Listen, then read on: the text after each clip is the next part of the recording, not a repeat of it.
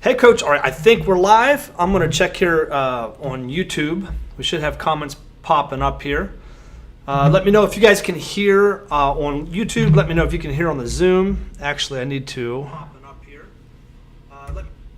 There we go. I think that means we're live on YouTube. Yes, we are. We're live on YouTube. All right, got that up over here. There we go. We've got feedback all over the place. We've got all kinds of devices open. This is kind of crazy. All right, let me know in the chat where you guys are from, what level you're coaching, boys, girls, varsity, JV, freshman, middle school. Where are you at right now with your Princeton offense? Are you new with the Princeton offense? Have you been dabbling in it? Are you trying to turn a corner? Have you been running it for a while and you're trying to find a different perspective at it? Let me know everything in the chat, and we'll try to go through this. I've got my chat up here on YouTube. I've got my chat up here for our VIP coaches in the Zoom room. It looks like everything's working. I'm seeing chat. Somebody give me a chat in YouTube just to make sure that I can see that pop up. I see chats coming up in the VIP room. Awesome. Coach Hills, how you doing? Head coach girls in Hutchinson, Kansas. Nice to meet you, Coach. Glad you guys are here. Really excited. So one of the cool things about this 5-day challenge, awesome. YouTube's comments are popping up in YouTube. Awesome. Coach Carker, Phil, how you doing, Coach? Coach Large. Awesome. Coach Fontenot, Tracy, how you doing, Coach? All right, got a lot of coaches that are part of our inner circle that are here. Coaches that have been in our clinics are here. Really excited. Sometimes when we do these types of events, you're like, well, Coach, this is the same thing. We've seen this before. Sometimes, it took me sometimes 10, 20, 30 times to hear the same thing, and maybe I'll phrase something a little bit differently that you'll pick it up. So if you've seen me do one of these challenges before, if you've seen me do a masterclass before, hopefully you'll see or hear something a little different way, or something that maybe the timing will connect to where we'll be like, oh, that makes perfect sense. Why didn't I pick that up earlier? Because that's kind of been, my experience with the Princeton offense. Let's see. Let's do audio here. Join with computer audio. Okay, coaches in the Zoom, do you guys have audio now? Kaylin, yes, awesome. Okay, good. There's always buttons. Again, I'm not a Zoom professional. We're streaming on both live on YouTube and in our Zoom room. My Facebook group was kind of being mean to me, so we could not get that up.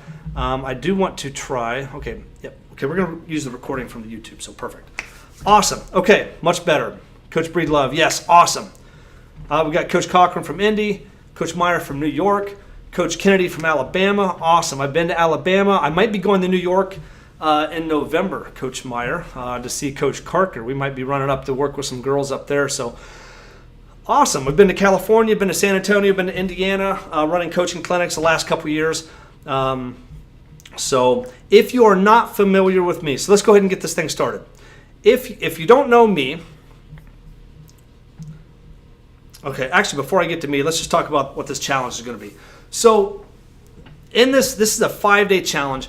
For me to actually teach everything I possibly can about the Princeton offense, it takes a long time. I've done this for 22 years now. It's been 23 years ago when I was first introduced to the offense. It took me 10 years before it finally clicked with me. 7 years as an assistant. It was on my 3rd year as a varsity head coach that I finally man, if I could go back 2 years ago when I was first hired, I would have installed completely differently. Or points of emphasis would have been completely different. What I would have installed X's and O's on the offense would have been different. And because there was something that clicked, and we're going to get to it in this challenge, that I was like, man, if I would have done that, we would have been more efficient, been more effective, maybe won a few more games. We wouldn't have wasted so much time installing something that we weren't going to use on the court. So hopefully I can expedite that for you guys in this 5-day challenge. And just doing a one-off webinar, again, there's only so much. We've done 3-day master classes that were 6, 7, 8 hours. We've done 5-day challenge. I've done a 21-day challenge just to try to teach as much as I possibly can. So in this next hour, we're going to go through as much as we can, and I'm trying to do it in an organized way over these 5 days. So today we're talking about strategy. Okay, and the challenge today, this is all I want your mindset to be on, because this is one of the things that is mostly overlooked when it comes to, I think, basketball coaches in general. We overlook what we're doing with the Princeton offense when it comes to strategy. We all go right to the X and O's. It's like growing up. It's like the glitter on a bass boat. We get mesmerized by all the glitter, all the shiny objects, but we don't look at the core thing, the size of the engine, how fast the thing goes. So in this first challenge, day one, our challenge, what we're going to try to do is design our strategy so that we can unmercifully dictate and impose a style and tempo against all of our opponents in a way that gives our team a crystal clear advantage. Okay, this is where the smart take from the strong. It's not the Princeton offense. It's not the X's and O's. Okay, it's not that by itself. It's the strategy that we have to impose. There's a difference between strategy and tactics, and we're going to get into that. We're going to get into the tactics tomorrow. Okay, but the strategy is the overall. This is the way we need to play to be competitive. Okay, and we'll get to this a little bit later today, but it's who are we trying to be competitive with, right? Coaches will try to find the offense that works the best for the players that they have. I was told this as a young coach, as a player, as a young coach, we need to find the offense that fits our personnel. We need to find the offense that fits our players. As a high school coach, you can't run what you want to run. You have to run what matches your players. And so we're always looking for offenses. We're always looking for X's and O's. But we never stop to think, okay, we can run a 3-round 2 man-to-man motion or a 4-round man-to-man motion, and just and not get too, and we can run the flex offense, but are we running the offense that matches our players' personnel? Is it executing the strategy, though, that we need to compete against teams that we need to compete with? And that's going to be a big question that we're going to ask. So this is the day that I actually get pretty passionate about because I really feel like this is something that's overlooked. All right, so if you do not know who I am, my name's Coach Wheeler. And let's see, there we go. Might skip one more. Let's see if I'm not lagging on my streaming service. So I'm Coach Wheeler. So I was first introduced to Princeton about 21 years ago. I've been studying, coaching, and now for the last maybe 3.5 years, I've been working with coaches online, in coaching clinics, in personal installation camps for the last 3 years, trying to help underdog coaches, underdog teams excel at higher levels. We're trying to beat teams that are better than us. And that's going to be the theme. It does not matter if you want to, if you are, and again, we're going to get into this a little bit more detail as well, but it doesn't matter where you're at. If you're just trying to rebuild a program, if you're in that competitive area trying to take the next step, or if you're one of those teams who are, if you're really good right now, or your aspirations are state, district, regional, state, league championship, something like that. But wherever you are, there's one team. There's always that one team, okay? Or for some of us, it's multiple teams. But for a few of you, it might be just that one team we're trying to beat. We can't beat this one team. They've got players that we don't have. We've got players that 99%, but there's that one team that we just can't beat. Okay, so wherever you're at, there's something here for you, and that's what we're trying to do. We're trying to create a movement of underdog coaches who are into competing at a higher level, and the things that we cannot control. We cannot control what players move into our district unless you're unethically recruiting, but we want to find a way to compete at higher levels. Okay, and the Princeton offense is the vehicle that we use. This is my son Jackson. If you guys have not seen me talk about him, we actually went to a local gym we joined the other day. We were playing around a little bit. He's starting to get the basketball bug a little bit. We hung one up in his wall in his bedroom. We're kind of excited. So it's kind of me and him traveling this journey. So first question, who are you trying to compete with? All right, who are you trying to compete with? This is when you're trying to devise your strategy. It's really important because, again, when I was an assistant coach and when I first became a head coach, I was always trying to say, we're putting in the offense that fits the personnel that we have. Hey, we've got this player who's a really good strong. She's a power forward. She can set down screens. She can post up real well. No one can stop her. She can't play on the perimeter. That's our best player. And we've got some guards who are maybe going to run point guard by committee. We're going to get pressed a lot. We have to do this. Once we get in the half court, we have to run this set play to get the ball to this player in this spot. Okay? When your mind goes to, hey, we're running this for our best player, I feel like our focus, your focus should be on you and what you can do, but I think what happens is we lose out on who we're trying to actually beat. And again, whether you are rebuilding, competitive, or trying to win at the highest level, who you're preparing to beat is going to dictate your strategy. Okay? So if I pop over here, all right, there are 3 teams, all right, that you're going to face in your season. Because there's a short answer, there's a long answer. There are 3 teams you're going to face in each season. Teams that are more talented than you, teams that you're evenly matched with, teams that you are less talented than. Okay, and it's really important to decide which one of those are you trying to beat. And also depending on what level you're at. Because some coaches like, man, say, we're not really more talented than anyone. We're like less talented than everyone on our schedule. So, we're kind of at the bottom rung. We're just trying to rebuild. We're trying to, we're going to be playing a lot of teams that are better than us. Some team, for most of us, for a lot of teams, you're playing against a lot of teams who you're kind of evenly matched with talent-wise. Whether you're urban, you're in the city, if you're around the suburbs of the city, or if you're rural outside, a lot of times you are you're playing against teams that have pretty similar talent, and then there's always a lot of outliers.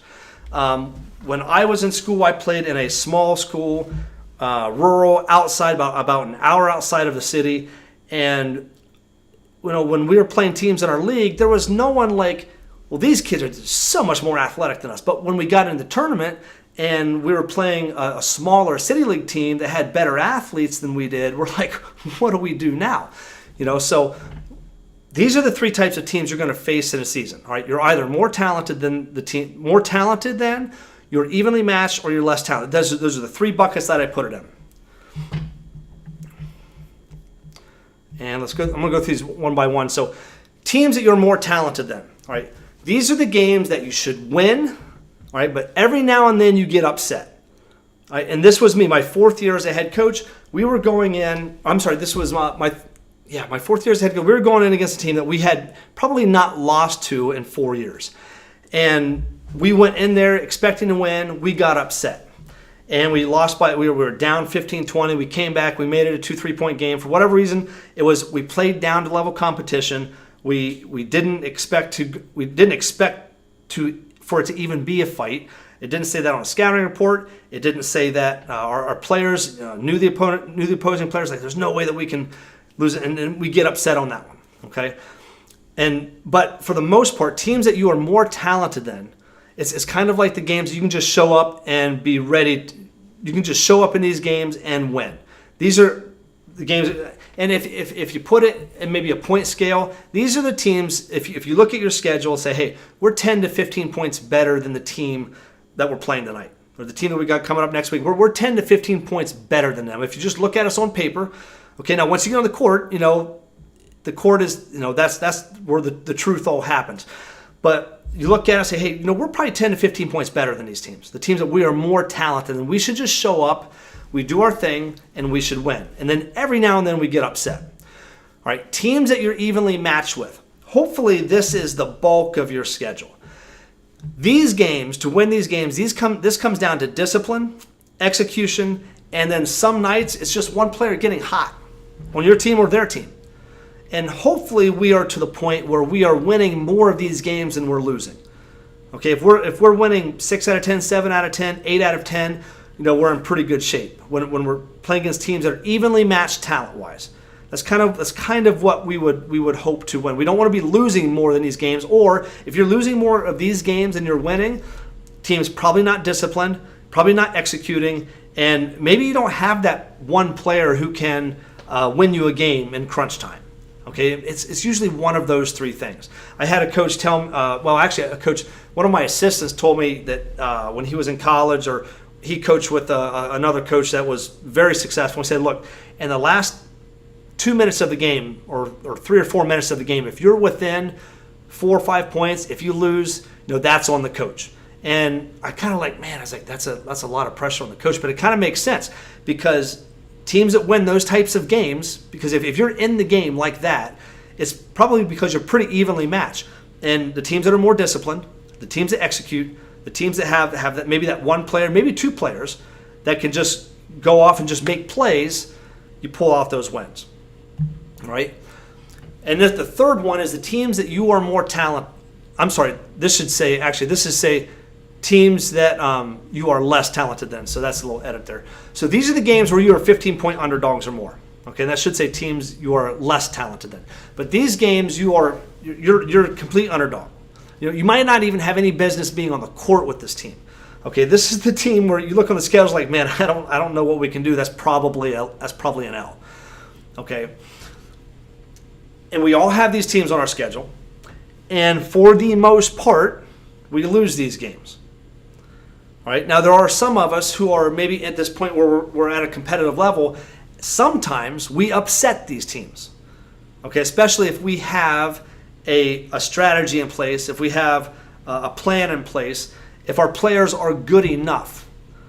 Okay, if our players are good enough, we might be able to upset one of these teams. Or maybe it's just because we're clicking one night and they weren't, because it's not always what we do. We could play as best as we could possibly play. And teams who are more talented than us could have an average night and still beat us by 15 points or 20 points. All right, sometimes talent is the ultimate. Talent is the ultimate reason for teams winning and losing. Okay, it's just the way it is. Is it fair? Probably is. Teams that are have the more talented players usually win most of the games.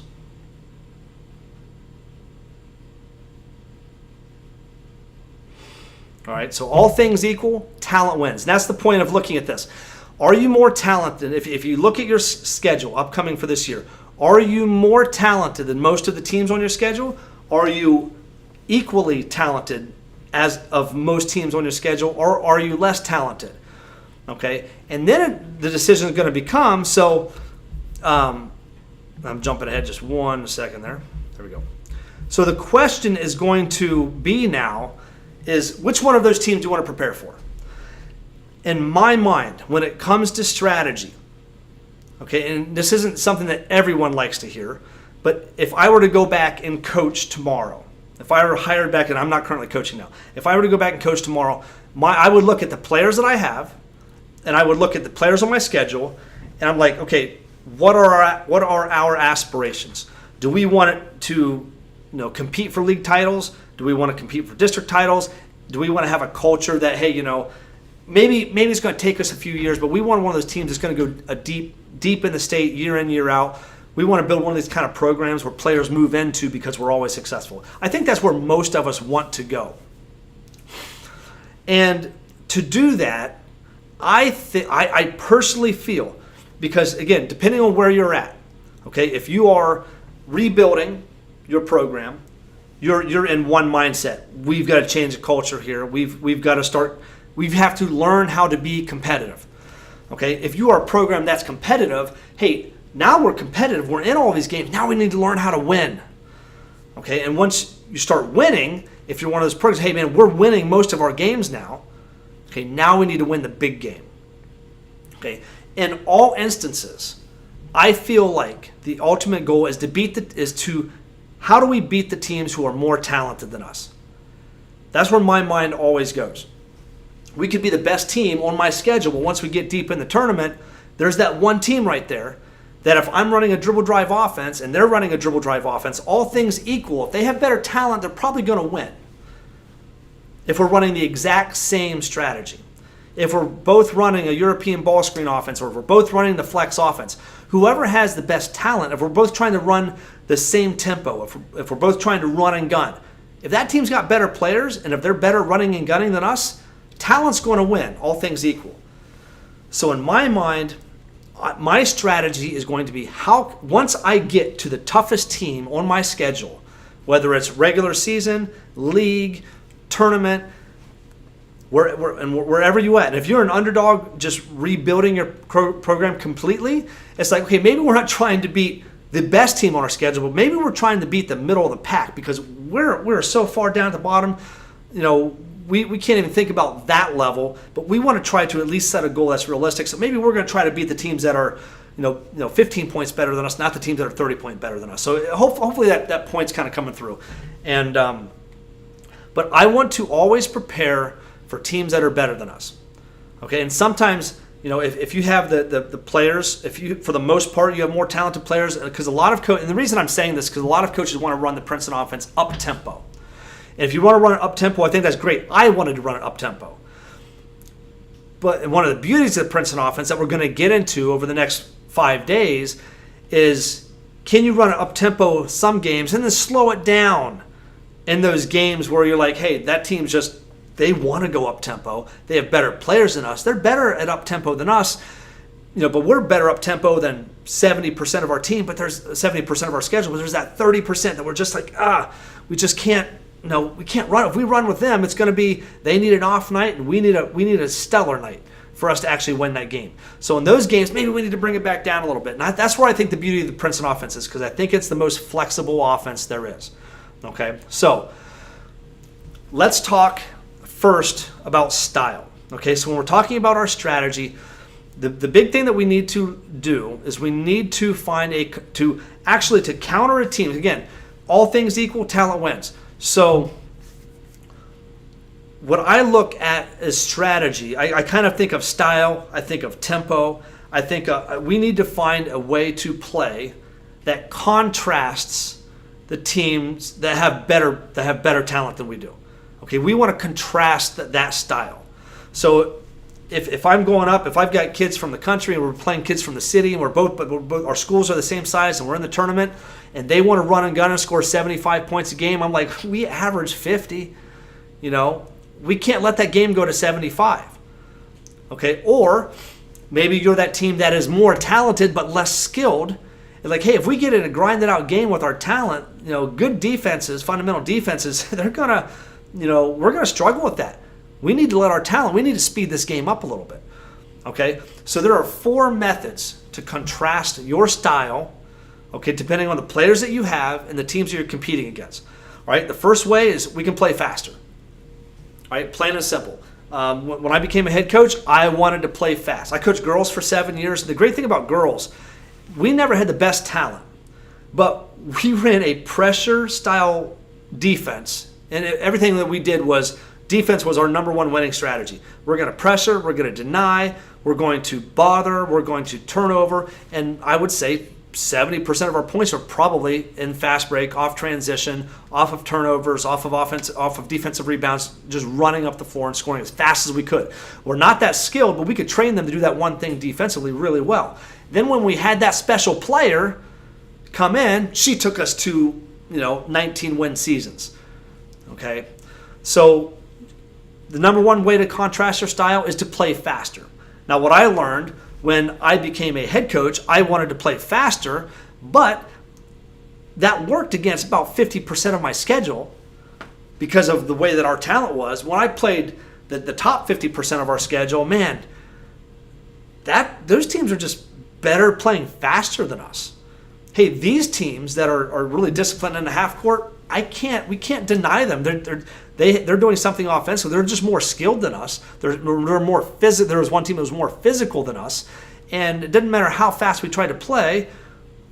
We always ended up playing their style, and it just didn't work. So for me, playing faster worked against half my schedule. Against the other half, it didn't work, and we had to make adjustments to compete with some of those teams that were more talented than us.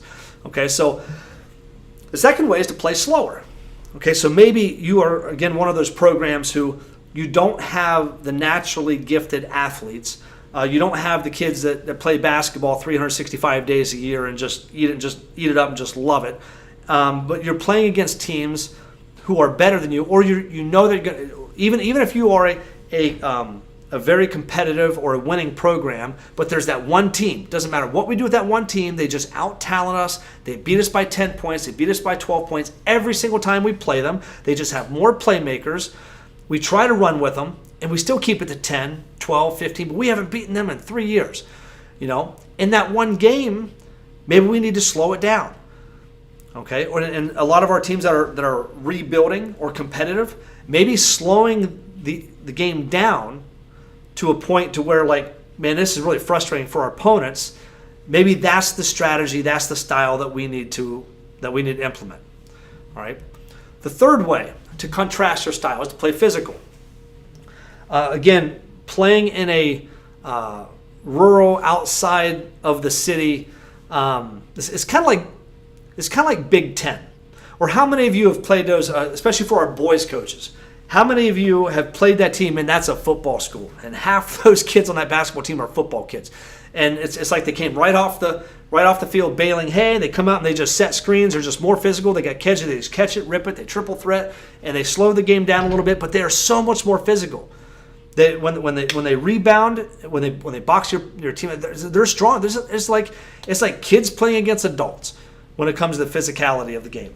They grab, they hold, they pull, they push. It's like, how many of you have played against those types of teams? They're just way more physical than you are.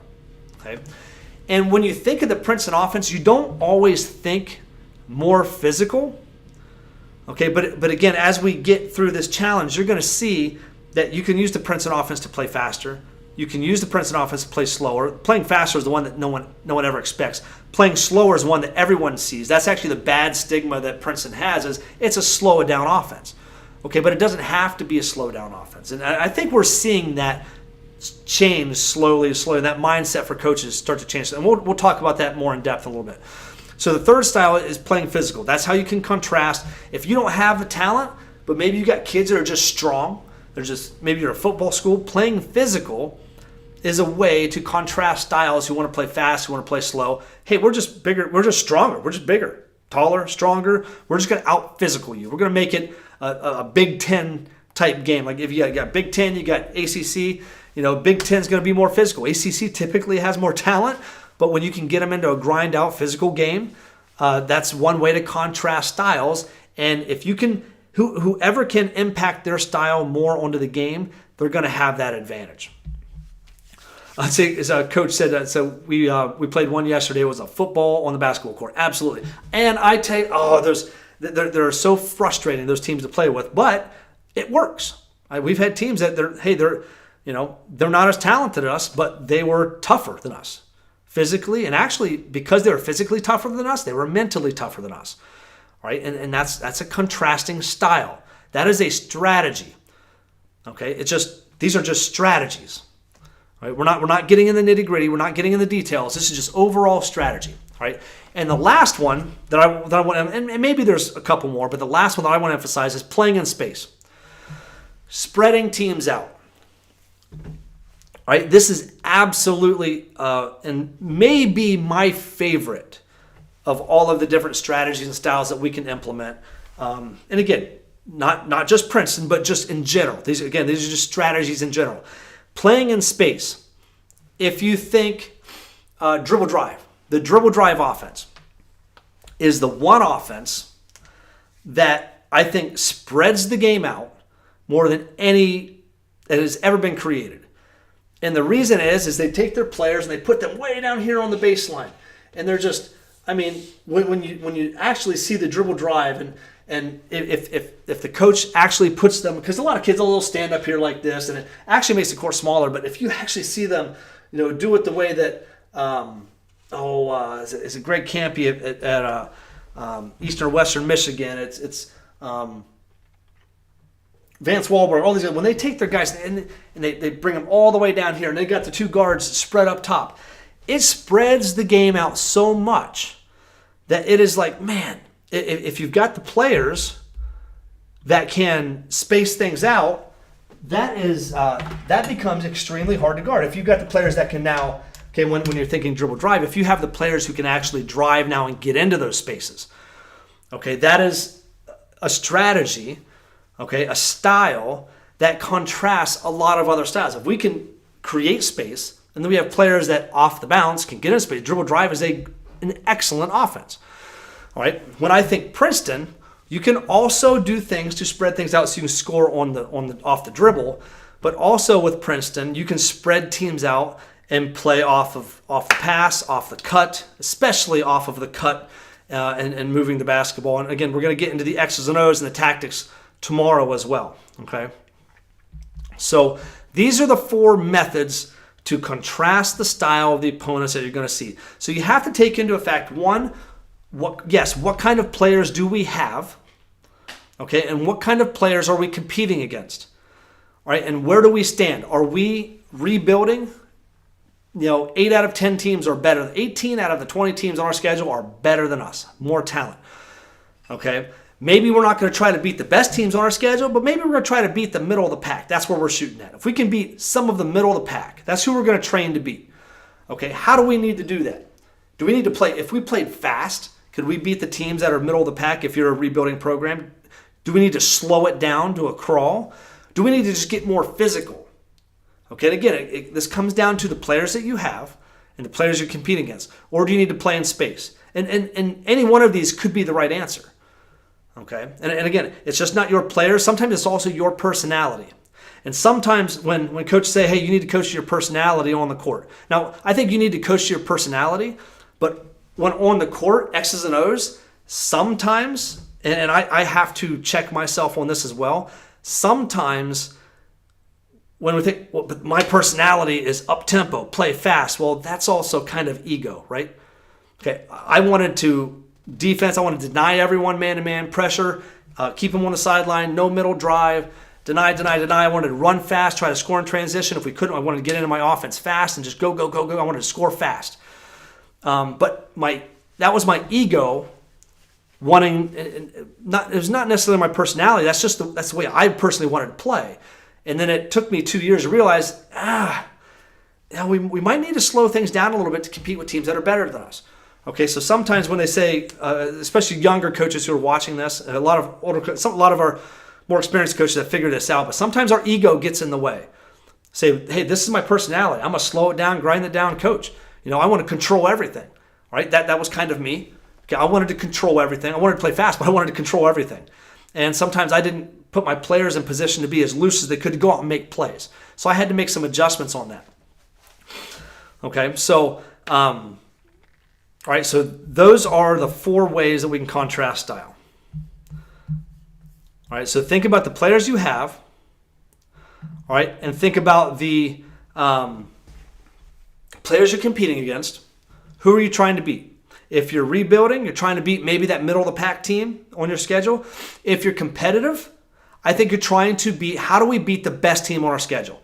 If you're a competitive program, 500 program, you're winning 50%, anywhere from 40% to 60% of your games, I'm trying to beat the best teams on my schedule. That's who I'm preparing to beat. Okay? If you are the best team on your schedule and you're trying to win deep in the tournament, okay, I'm thinking like, hey, how do we beat that team that's got 3 guys going D1? How do we beat that team that's got 3 guys going NBA? That are going pro. Okay? That is where my mindset's going to be. Okay?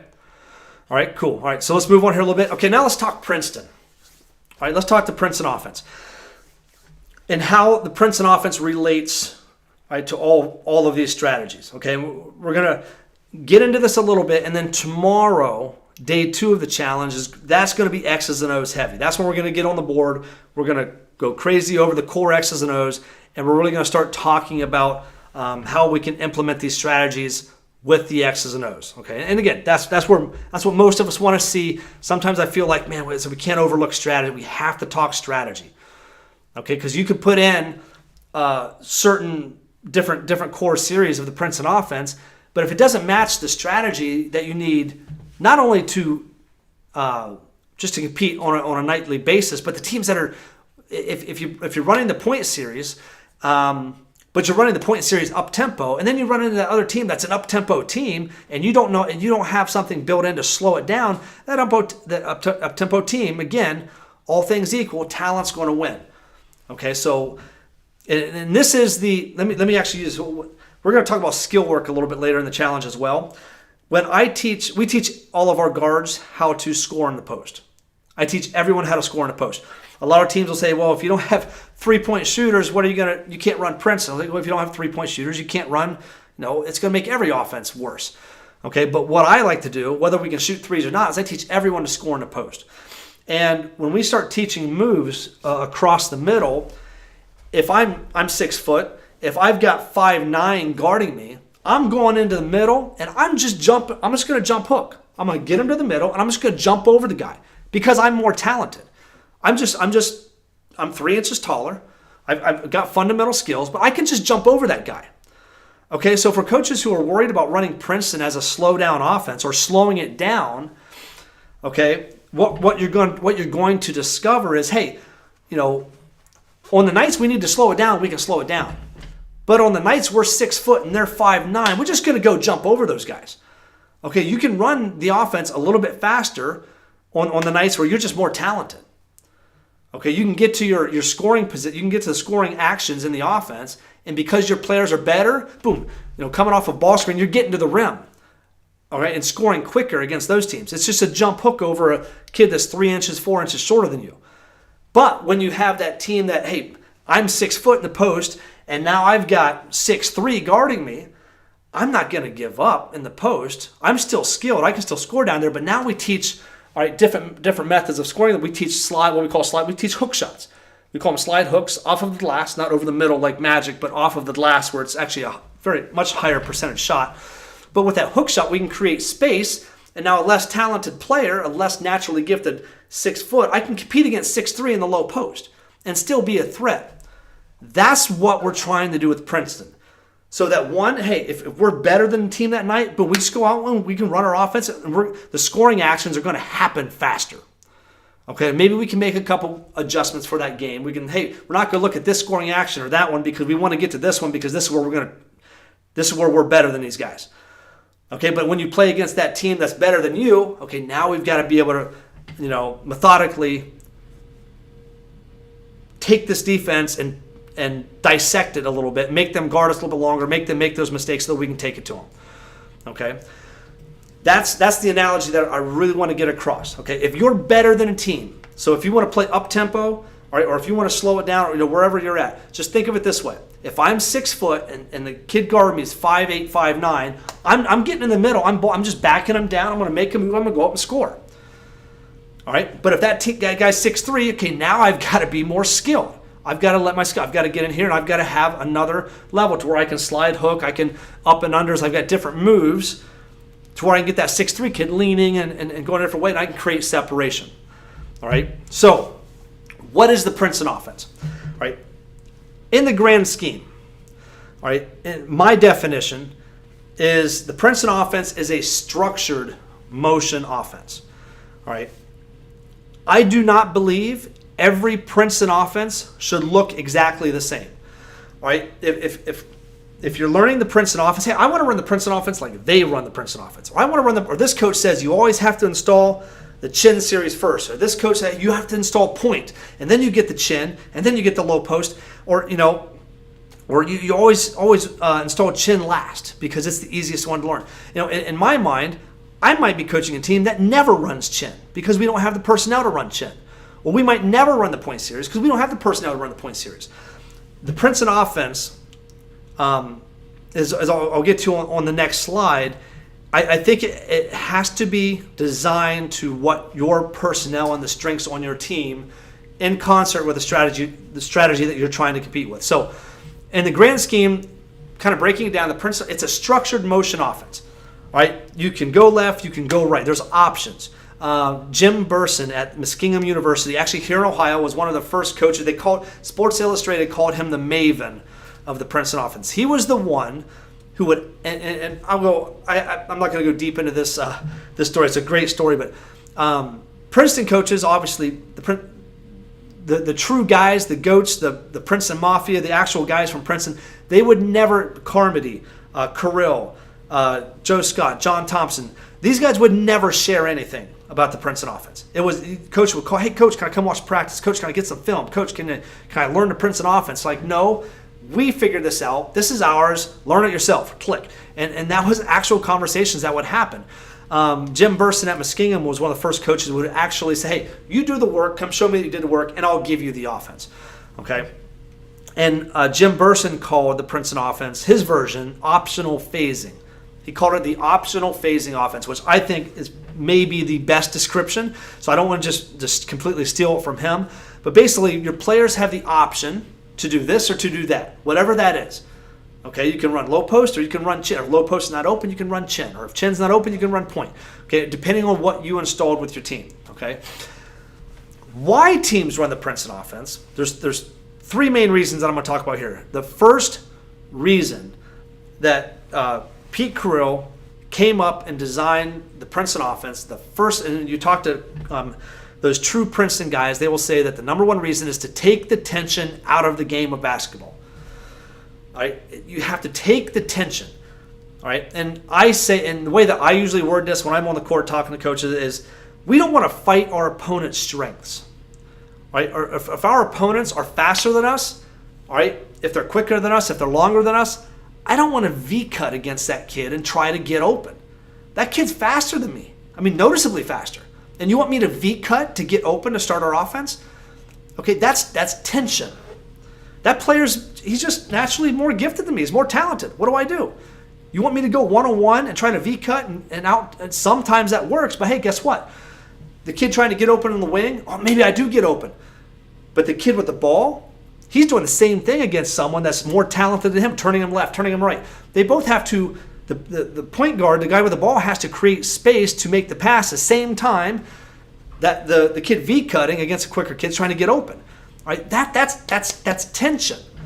All right, and what the Princeton offense does, it takes the tension out of the game. Okay, it helps the players out who are less talented.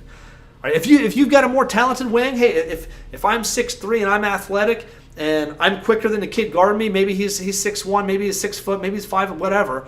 Okay, I can just sit here and juke, and that kid goes, whoa, and he goes back up, and I can V-cut and I can pop open. And sometimes that amount of talent or respect just gets you open, and you don't even have to V-cut. Just stand there, it's like, oh, I just juke right here and I'm open. All right, some kids, if you're evenly matched, and this is what happens most of the time when you have evenly matched kid, it's now we're V-cutting, now we're going down, we're L-cutting, we're circle cutting, we're doing all just to try to get open. Okay, we tell our players, we don't want you to get open, we want you to be open. Okay, and then when we put a defender on it, it's not really being open. I really don't care if you're open or not open. I just want the player with the basketball to know if you're open or not open, so that we can decide to throw you the ball or go do the other thing. And the other thing takes the tension out of the game. So, hey, you want to deny that? Great, we're going to do this thing over here. Hey, you want to deny that? Great, we got something for that. Hey, you want to take that away? Great, we've got something for that. Okay, and we will strategically design that into our offense. Okay, so the first reason why we run Princeton is to take the tension out of the game. The second reason is it manufactures offense for your players. All right, a lot of us at one point or another, some of us more consistently than others, have players and offenses that you may have run in the past or maybe you're currently running. You have players that create offense for themselves and for their teammates. The players create the offense. Okay? We all want those players on our team. Most of us don't have them. Or maybe on some given nights we do have them because it's one of those games, hey, we're more talented tonight. Okay, we have players that can just dribble around people. Okay, that's not the team we're trying to be. That's the team, hey, I'm 6 foot, that kid's 5'9", that's just jump hook over that kid. Right? When you don't have those kids, or it's the game where the game that night, hey, this team's more talented than us. Okay, now we have to use something strategically that manufactures offense, all right, for our players. Right, so if we're taking the tension out of the game, we're not finding our opponent's strengths, and we have X's and O's, which we're going to talk about a little bit here. We're going to intro them here today, and then we're going to talk about them more in depth tomorrow. If we have the X's and O's to carry that out, okay, the X's and O's, the offense itself can manufacture shots for players who cannot create on their own. All right, and it's going to be a balance. You might have one player that's a playmaker. You might have 4 players that are role players. Hey, this playmaker, can go get whatever he or she wants whenever he or she wants it. All right, but when you play against those teams that are more talented or teams that are really very well coached defensively, they could take one. I can take one player out of a game. Right? If that kid's going to beat us, I can take that kid out of the game, make the other 4 beat us. We all know how to. We all try to do that. Right? That's Bill Belichick, right? The Patriots. They knew if they were to shut down one thing that they could keep beating the Colts. It was, I use that analogy, the Colts and the Patriots all the time.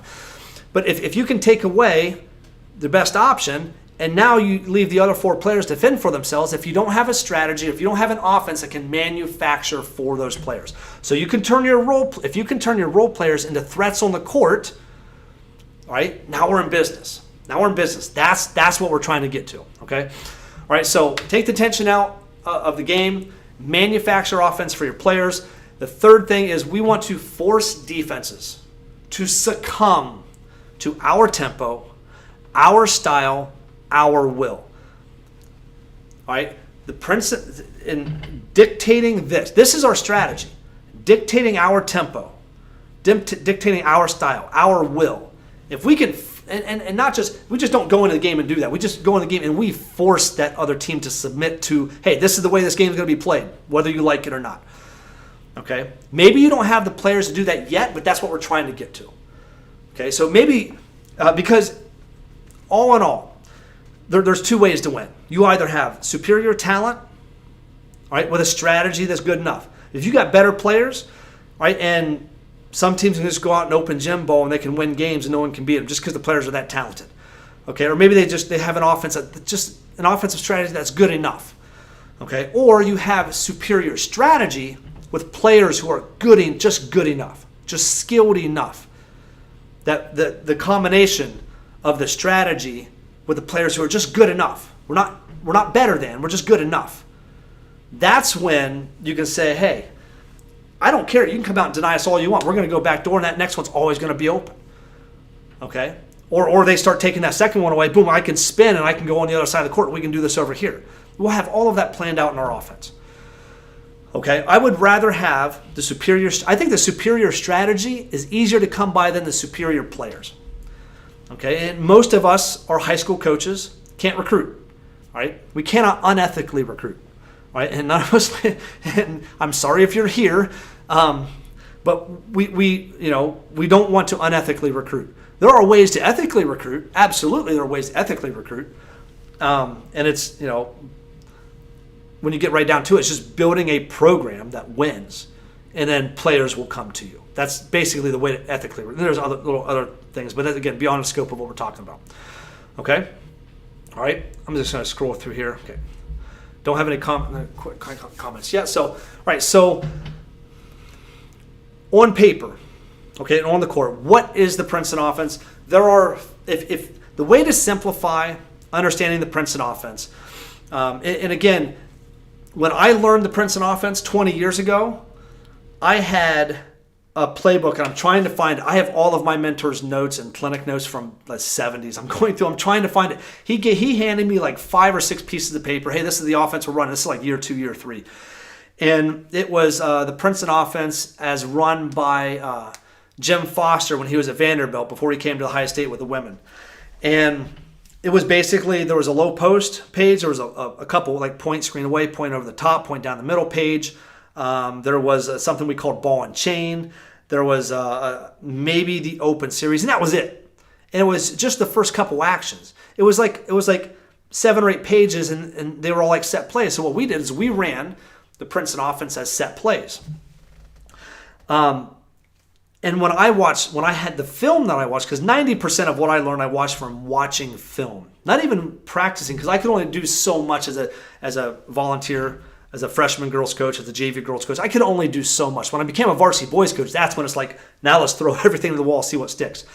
That's when I really got to get into it, like, an application.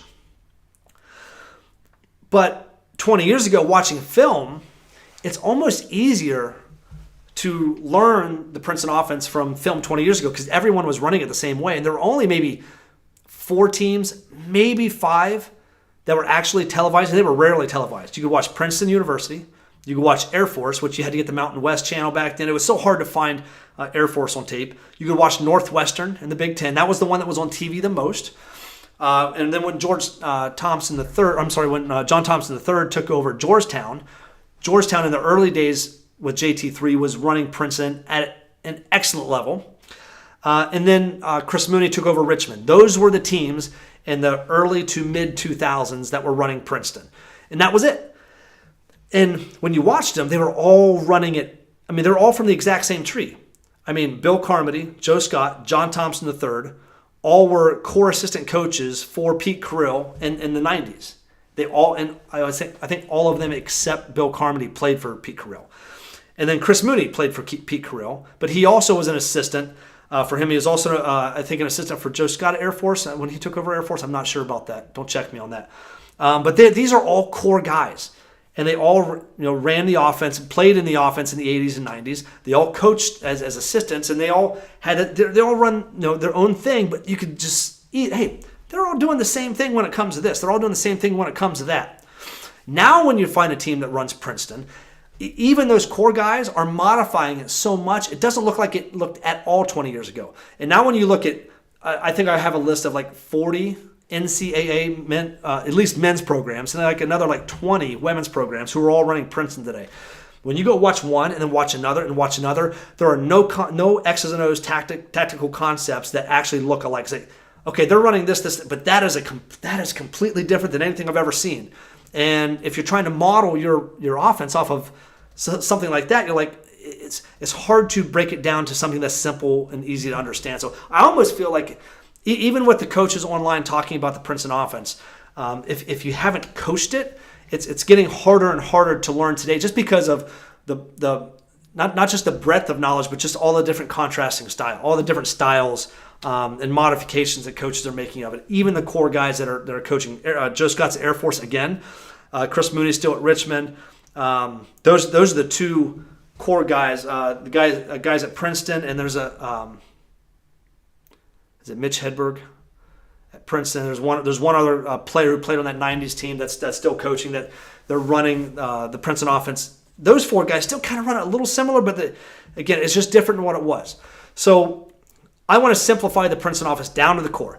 Think of it this way, and don't overcomplicate it. The Princeton offense is 4 offenses in one. 4 different offenses combined together. Okay, and you don't even have to run all 4. You can run one of these and say you're running Princeton. Which most everyone, if you might have already guessed, it's the Chin series. That's the most popular one. But there are 4 core series. There's a couple more, but these are the 4 core ones: the low post series, the Chin series, the point series, and the open series. All right, the Chin series is the one that everyone knows. Everyone's been running forever. The point series is becoming the most popular. Everyone wants to run. I don't think everyone should run, but if you have playmakers, this is the one that everyone's starting. They want to speed up the Princeton offense. We want a point series, split action, all of this stuff. The low post series is not utilized, I think, as enough as it should, because everyone thinks that we don't have traditional bigs anymore. If we don't have a traditional big, why run low post? Okay, there's a lot of reasons to run low post, even if you don't have a traditional big. And then the open series, this is Princeton's version of a 5-out. All right, this is Princeton's version of a 5-out. Now, all of these series, there are, when you structurally look at them on the court, and I'm gonna go over briefly. Actually, we're kind of running right up on an hour. Tomorrow, we're going to get heavy into all 4 of those series. None of them really look like the other. They all can independently stand upon themselves. Say, when you see this, oh, that's easy, that's low post. Or when you see it, oh, that's Chin. When you see that, oh, that's definitely point. And when you see the ball up at the top of the key and there's no one in the post, oh, that's the open series. That's their 5-out. It's very easy to differentiate these 4 series. The trick with Princeton is, how do you run them together? Okay, and that's something we're going to talk about in this challenge. Actually, it's going to be tomorrow for VIP. We're going to get really in. I'm going to talk a little bit about phasing and counters and audibles and stuff like that.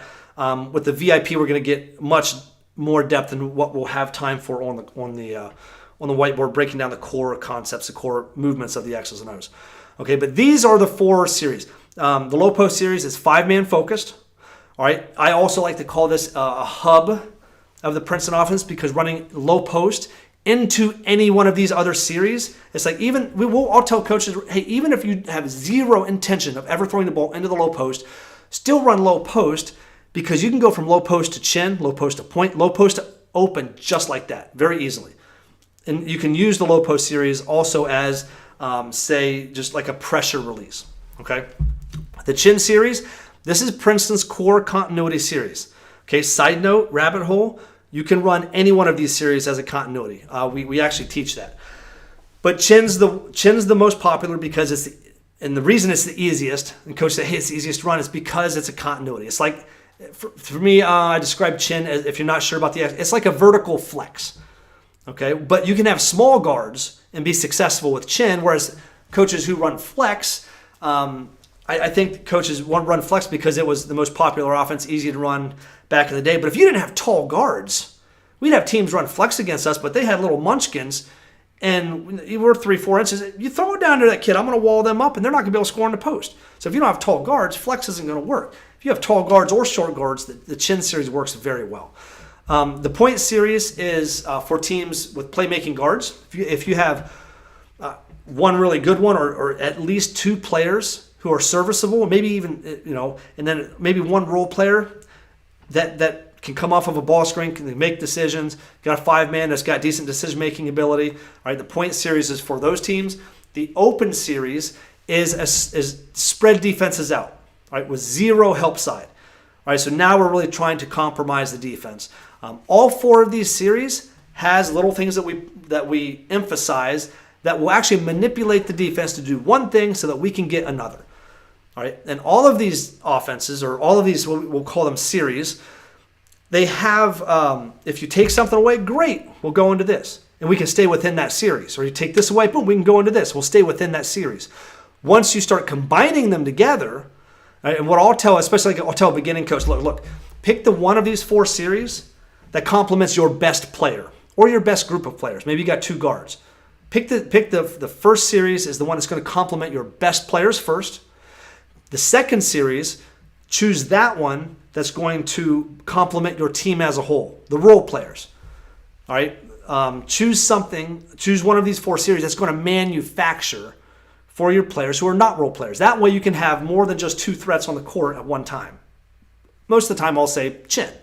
Okay, but that could actually be anything depending on what your personnel is and who you're trying to beat and what strategy you're trying to implement. Okay, right? So how does the Princeton Offense adapt to multiple styles?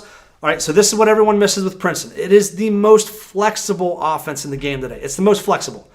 All right, you just adjust the tactics. You can adjust the tempo. You can adjust the style, season by season, even game by game, and still at the same time keep your philosophy, your overall philosophy, consistent. All right, and that's very, very important to understand.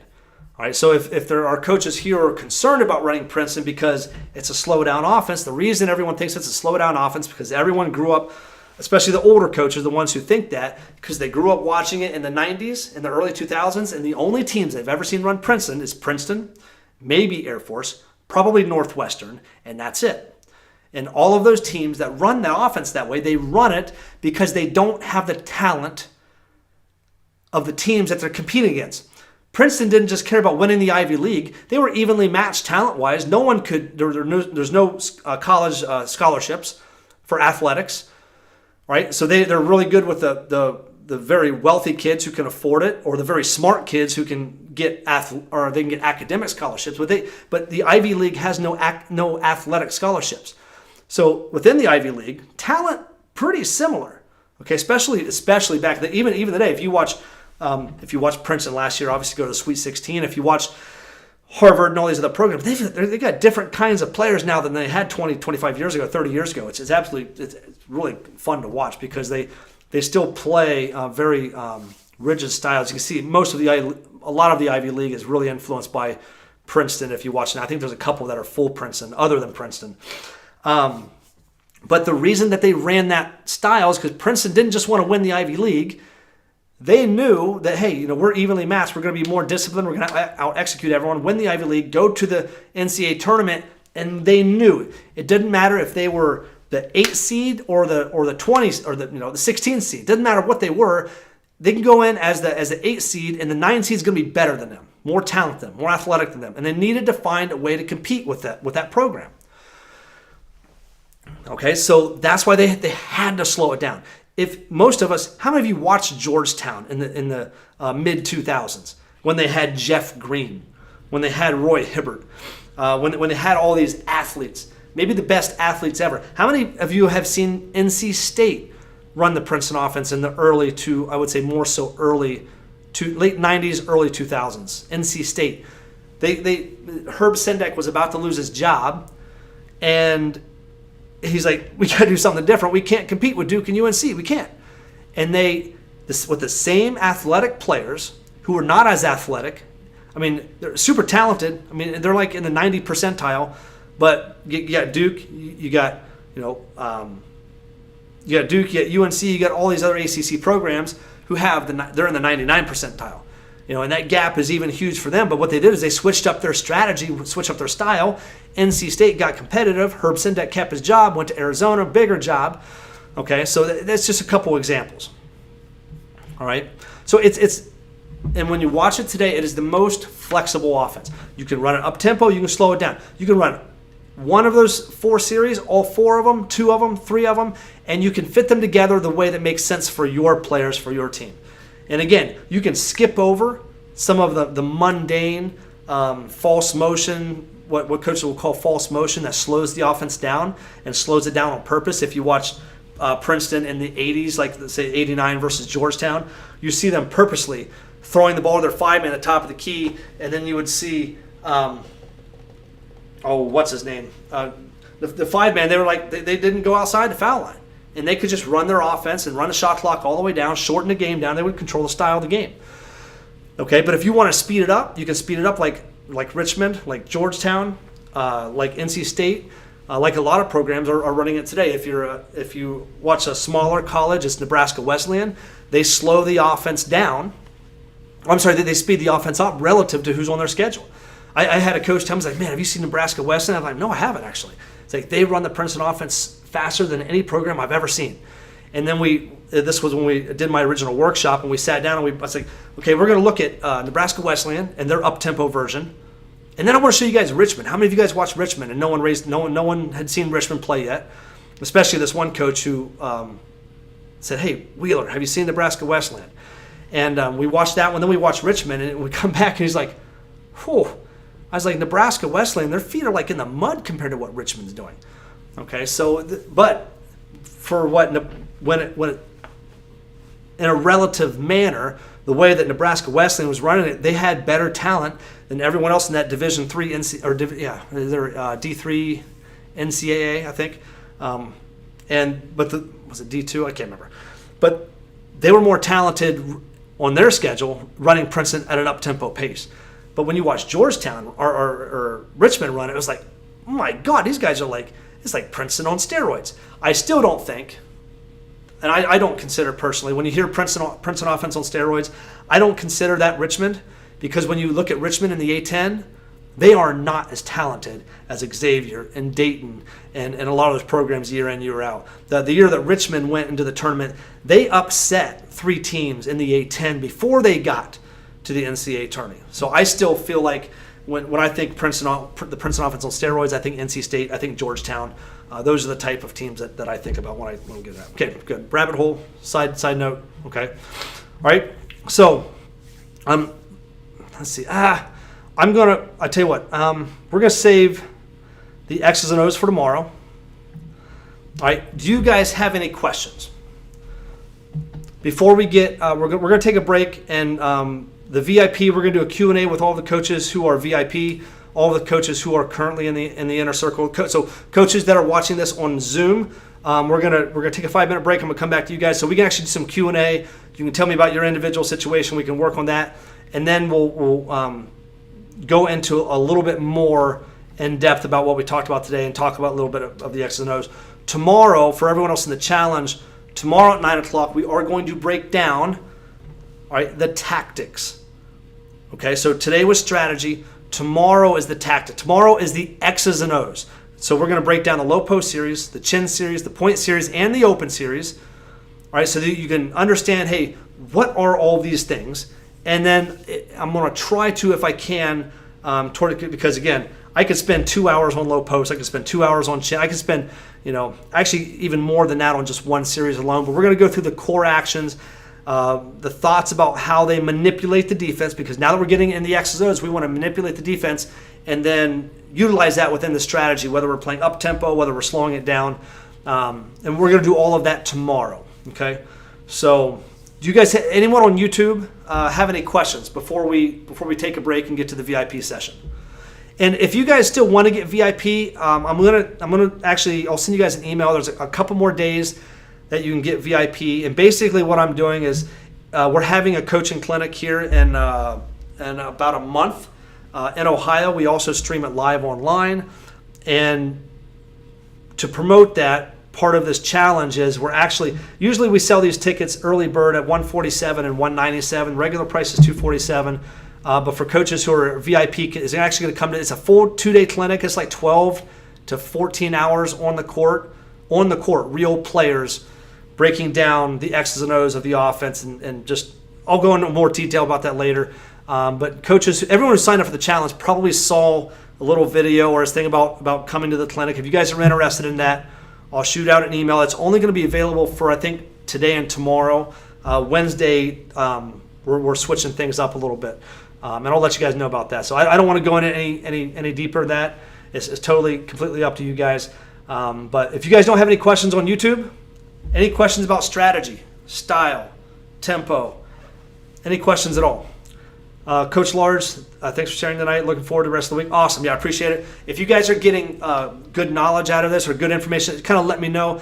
If you guys are taking notes, tomorrow I'm going to ask you what were the big points that hit you and the big questions about today. So kind of have that in your mind, so when we start tomorrow, you'll be able to say, hey, this is what really stuck with me. That feedback's going to help me. That helps me. It's like the feedback we get from our players helps us as better coaches. The feedback I get from you helps me try to explain things in ways that help you guys out as well.